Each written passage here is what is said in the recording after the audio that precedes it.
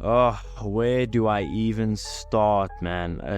This is a gut-wrenching defeat. It just feels unfair, I guess is the right word. I think, I don't know, man, I'm frustrated, I'm angry, I'm sad. I just think that this game is unfair, I think is the right word for it. It feels like we were much the better team from after the first 10 minutes onwards. We were the better team, I think we had the better chances, and Villa just somehow, some way found a way. And I guess that's what it is in the Premier League when you're playing so many good teams so consistently. It's never gonna always go your way. I don't know, I feel so deflated. But I want to quickly run through the game just a bit, just talk about some talking points, and then I want to get onto the big ones at the end. So basically, I think the first 10 minutes we were horrendous. We came out quite quick, but Aston Villa were on us from the jump.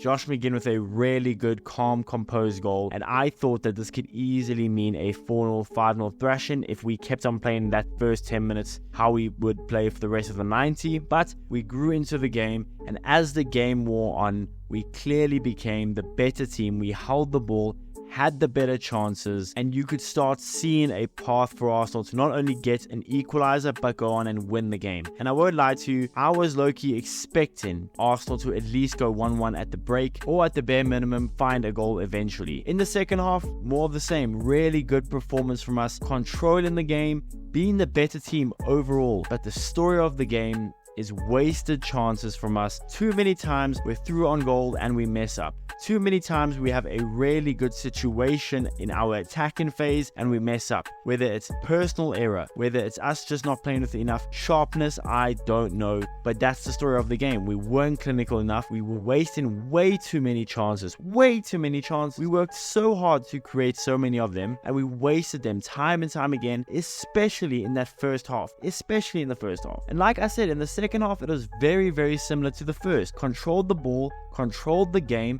and we were just wasting chances. Now, before we get onto the talking points, I'm going to preface this. I'm going to try my best not to be fully biased. I'm going to try my best to be a fair critique of this. Onto the first talking points. The challenge made on Gabby Jesus by Douglas Luiz. Is that a penalty? Now, I'm not going to say it's a nailed-on penalty because it depends what you're looking at. But here's what I say. I think it's a penalty, and I'm going to tell you why. Douglas Luiz makes obvious contact with Gabby Jesus, right? Nowhere near the ball.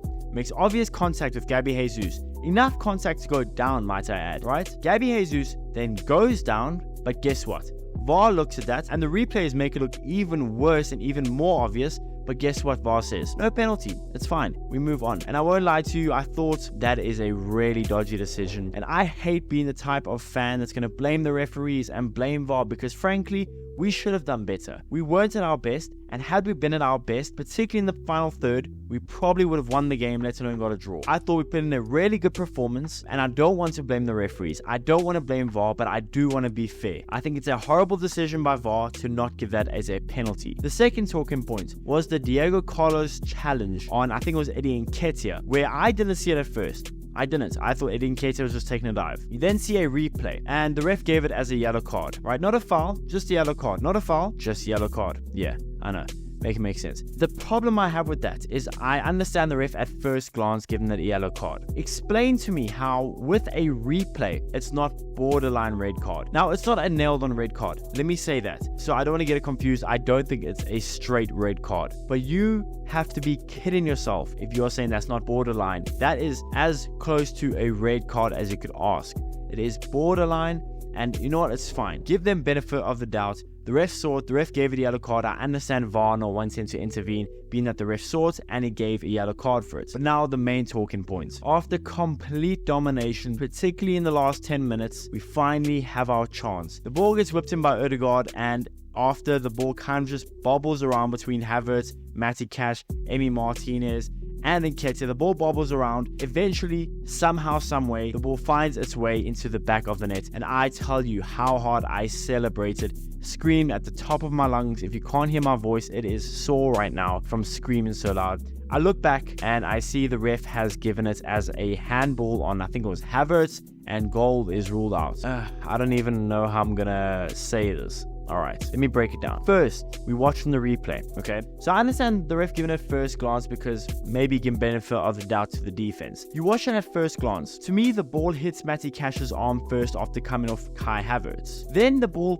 bobbles around, hits in multiple hands and multiple elbows and arms and within the space of 2 seconds. And none of them changed the trajectory of the ball at all. And Nketiah just kind of then smacks it in and it's equalized 1-1. I don't understand how there's clear and obvious evidence for it to be ruled out, for a goal to be ruled out, for a handball when there's no clear and obvious evidence. Now, I am not saying that it didn't touch Havertz's arm or hand or whatever you want to call it. I'm not saying that. But what I'm saying is you have to be within reason here. I've made a video on my football channel about the time that Newcastle got robbed by PSG, even though it clearly hit Livermento's hand. It was the context of the situation. It's happened several times to Wolves, it's happened several times in the Premier League, and it's happened to us now. And this really, really stings because the only 2 times we lose is we lose 1-0 to Newcastle off some dodgy call from the ref, and now we lose 1-0 to Aston Villa off some dodgy call from the ref. And again, I don't want to be the fan to blame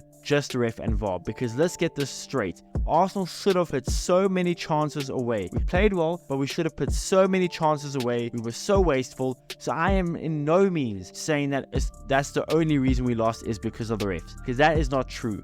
However, to rule that equalizer out of a handball because it touches the arm. Again, I'm not saying it didn't touch the arm, but it doesn't change the trajectory of the ball. It doesn't change anything. It's a scrappy goal that we scored, but you're going to rule it out because of one time it touched Havertz's arm. Never mind it touching Matty Cash's earlier, because that doesn't matter. I don't know. I could keep going on about this, and I might make a full video eventually. I am so deflated. I am so angry by this, but it is what it is. You know, props to Aston Villa. They played well. That first 10 minutes, they were on us. And, you know, props to Arsenal. We played well. We might walk away with a 1-0 defeat, but I really am impressed by the performance from Kai Havertz, from Odegaard. Declan Rice was superb. Saka was really good. I'm still quite impressed by the team. Still quite impressed by the performance.